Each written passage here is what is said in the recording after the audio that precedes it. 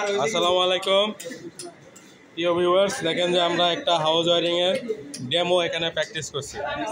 এখানে 3 page আনাদের metre line আছে, line out হয়ে সার্কিট ব্রেকারে গেছে। এখানে চেঞ্জ ওভার সুইচ আছে, যেখানে জেনারেটর লাইন দেওয়া যাবে। ওইখানে দেখেন যে আমাদের লোডগুলো জ্বলতেছে, ওইটগুলো জ্বালাও তো একটা বাতি জ্বালাও, লোড জ্বলতেছে। আমরা চেঞ্জ ওভারটা যদি ঘোরাই দিই, ঘোরা দেখে আমাদের কিন্তু জেনারেটর দেওয়া নেই, যে কারণে লোড কিন্তু বন্ধ হয়ে গেল সব। দাও এটা আবার ওই সাইডে দাও, অর্থাৎ আমরা পিডিবি থাকলে চলতেছে, এটাই দেখেন একটা এমডিবি, তো এটা বন্ধ করলে সব বন্ধ হয়ে যাবে। ঠিক আছে, জেনারেটরের পরের লাইন এটা। তো এখানে বাসবার থেকে লাইন এসে এই যে এখানে এমডি থেকে বেরিয়ে এসডিবি গেছে। আমরা দেখেন কি সুন্দর করে একটা এসডিবি বানাই নিয়েছি, একটা কাঠের উপরে আমরা এমসিসিবি দিছি আর কেবল দিয়ে আমরা বাসবার বানিয়েছি। ঠিক আছে, তো এই বাসবার আমাদের 5টা বাসবার, 3টা রেড, একটা ব্ল্যাক আর একটা হলো গ্রিন।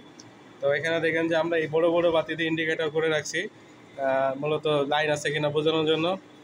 আর এখানে দেখেন যে আমাদের এখানে একটা সার্কিট ব্রেকার, যে ব্রেকারটা হয়ে এসডিবিতে লাইন গেছে। তো এসডিবির একটা প্রধান যেটা ওইটা, অর্থাৎ এটা ফ্ল্যাটের মধ্যে এরকম থাকবে। তো সেখানে যদি তাদের 3 ফেজ থাকে, অনেক সময় থাকতে পারে, যেমন সাবমার্সিবল মোটরে থাকে, তাই সেই মোটরটা চালাতে গেলে এখানে আবার 3 ফেজের সার্কিট ব্রেকার লাগানো আছে। আর একটা বাসায় সাধারণত 2 ধরনের লোড থাকে, লাইটিং লোড আর পাওয়ার লোড। আমরা এখানে ছোটো করে দিয়েছি।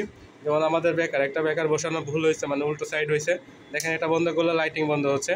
তো আমরা পাওয়ার লোডে কোনো লোড দিই নাই, যাই হোক এইগুলো পাওয়ার লোডের জন্য দিচ্ছি।